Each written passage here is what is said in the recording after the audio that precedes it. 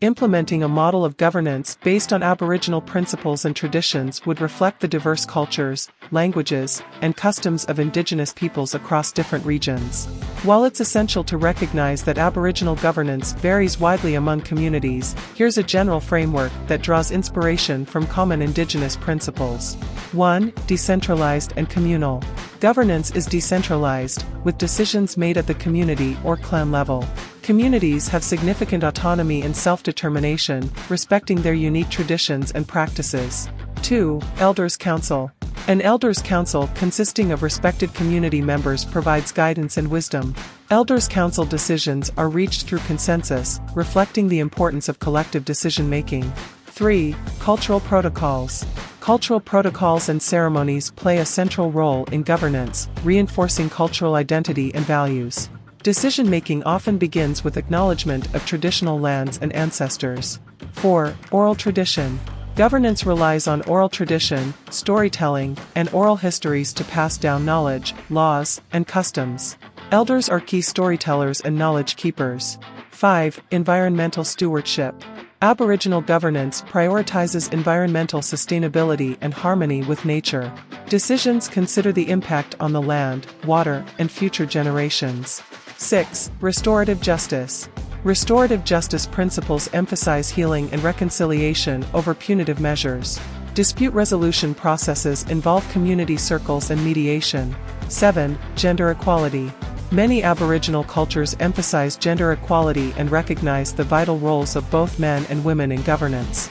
8. Interconnectedness. Governance recognizes the interconnectedness of all living beings and the need for balance and reciprocity. 9. Kinship systems. Kinship systems determine relationships, responsibilities, and roles within the community. Governance respects these systems in decision-making. 10. Land rights and custodianship. Land is considered sacred, and governance includes protocols for land rights and custodianship. Decision-making around land use respects traditional knowledge and custodial responsibilities. 11. Education and cultural preservation.